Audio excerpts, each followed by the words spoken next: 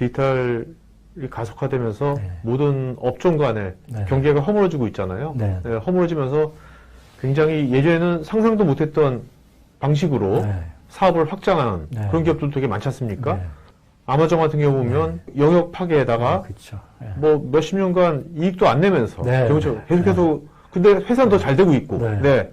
이런 것들을 재무적 관점에서는 네. 이런 어떻게 이것을 인식을 하고 이걸 하는지 네. 좀 궁금해요. 네. 일단 이제 한국도 자본주의의 주식회사 역사는 서구에 비해서는 짧지만은 그래도 이제 꽤 가져와서 산업자본주의는 얼추 역사를 가지고 온 편이에요. 그래서 산업자본주의 시대의 프레임은 좀 어느 정도는 이 정비가 돼 있거든요. 체제를 갖추고 있거든요. 경쟁력도 있고. 근데 이게 세상이 이제 계속 변해서 지금은 뭐 디지털 트랜스포메이션 이런 얘기는 드렸지만은 이 변화가 가속화되고 있기 때문에 기존의 프레임만으로는 안 되는 현상들이 발생하거든요. 이게 되게 당황스러운 건데 예를 들어서 뭐 아마존 같은 경우도 20년 이상 매출은 증대하고 순이익이 안 나요. 순이익은 바닥이에요. 매출은 쫙 올라가고 있어요. 그리고 기업 가치는 글로벌 탑 수준이에요. 이게 이해가 되십니까? 지금 최근에 코로나가 와서도 기업들이 1차적으로 가장 큰 이슈 중에 하나는 뭡니까? 수익성 이슈가 등장하잖아요. 예. 전체적인 이제 시장 환경 변화도 있지만은 그 안에서 수익성 이슈가 등장을 하는데 그 이익을 내야 되는 게 가장 목표인데 아마존은 이익을 안 내. 그러고도 글로벌 탑이라는 거야. 그게 인정이 된다는 거잖아요. 그래서 이런 것들은 기존에 보지 못한 그런 스타일인데 우리가 이런 거에 대해서 어떻게 이해할 것인가? 즉 말로만의 혁신이 아니고 진짜 혁신이 도래하면 진짜 혁신 기업이 나타나면 그게 우리 경쟁사라면 어떻게 되냐는 거죠. 그거는 상대가 안 됩니다. 만약에 아마존이 20년 이상 순이익을 안 내고 저렇게 성장을 해온다면 우리가 아마존의 경쟁사라고 한번 가정을 해보시면 어떻습니까? 우리는 순이익 안 낼 수 있나요? 지금 우리는 순이익 0.1% 2% 더 내려고 그렇게 애를 쓰고 있는데 저기는 아예 안 내잖아요. 왜 안 냅니까? 순이익을 안 내고도 회사가 되나요? 되네요. 네, 되네요. 네. 그럼 왜 안 낼까요? 우리는 이익률에 목숨을 거는데, 우리는, 매출 이익률에 목숨을 걸지 않습니까? 네. 그 다음에 영업이익률에 목숨을 거는데, 여기는 순이익률을 아예 관리를 안 해요. 네. 그러면 지표도 달라지고 있다. 이 혁신이 사업 모델에 영향을 줄 뿐만 아니라 그 사업 모델이 바뀌니까 재무회계적인 지표도 달라지고 있다. 이 영향이 오는 거예요. 그러면 우리가 재무회계 부서라고 한번 가정을 해보세요. 이거를 회사에 있는 분들도 지금 혼란스러울 거 아니에요. 뭐 이런 게 있냐. 지금 20년, 30년간 듣도 보도 못한 듣보잡인데 뭐 이런 게 있냐. 그게 혼란을 느낄 텐데 재무회계 부서도 같이 그러고 있어. 우리는 그런 걸 빨리 파악해가지고 어떻게 해요?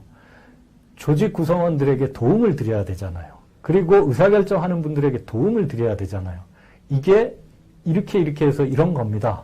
이렇게 해서 판단은 그분들이 하고 그러니까 해석을 하는 거군요. 해석을. 그렇죠. 네. 그리고 기존에 우리는 왜 그럴 수밖에 없는지 그리고 계속 이렇게 가는 것이 바람직한지 이런 올바른 질문들을 회사에다가 던져야 됩니다.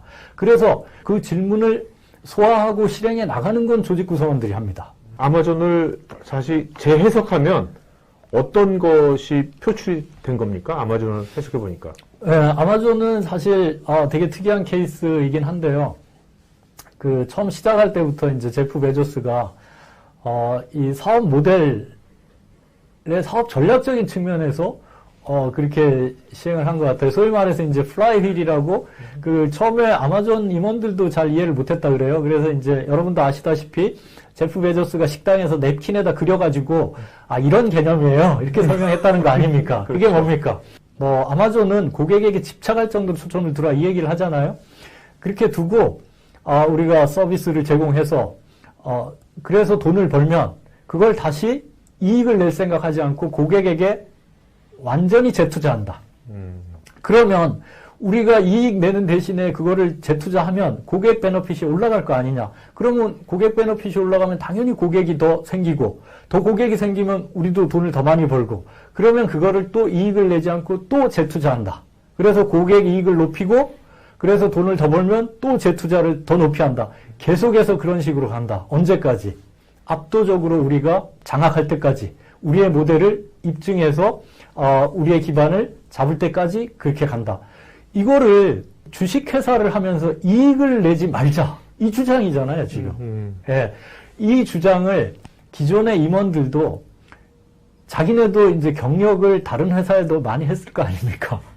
이익 내지 말자는 회사는 처음 본 거예요. 네. 예. 근데 전략적인 차원에서 사업 모델을 그렇게 잡아서 제시를 하니까 물론 그 근간이 되는 건 뭡니까? 이런 어떤 그 비즈니스 패러다임, 시장 프레임이 바뀌는 시기였기 때문에 가능한 겁니다. 그렇게 가능했고 또 하나, 그럼 제프 베조스가 이익을 안 내면 그럼 회사를 어떻게 할 거냐? 그러면 제프 베조스는 이익을 안 내는 무슨 천사냐? 뭐 비영리 단체를 하는 거냐? 그건 아니죠. 제프 베조스가 초점을 두고 있는 건 뭡니까? 장기 이익 극대화죠. 예. 아마존이라는 회사의 장기 이익을 어떻게 극대화할 수 있을 것인가? 장기적 기업 가치를 어떻게 최대화할 수 있을 것인가? 장기적 주주 가치를 어떻게 최대화할 수 있을 것인가? 심지어 그런 장기적 기업 가치 극대화라는 철학에 동의하지 못하는 주주들은 아마존에 투자하지 않아도 좋다 이 얘기 아닙니까? 그래서 제프 베조스는 이익을 원하지 않냐? 아닙니다. 장기 이익을 원한다는 거죠. 그리고 그 전략을 그렇게 보는 거죠. 우리가 좀 이익 내서 장기 이익을 극대화하는 게 아니라 이익 전략을 완전히 달리 감으로 해서 장기 이익을 극대화한다 이렇게 보시면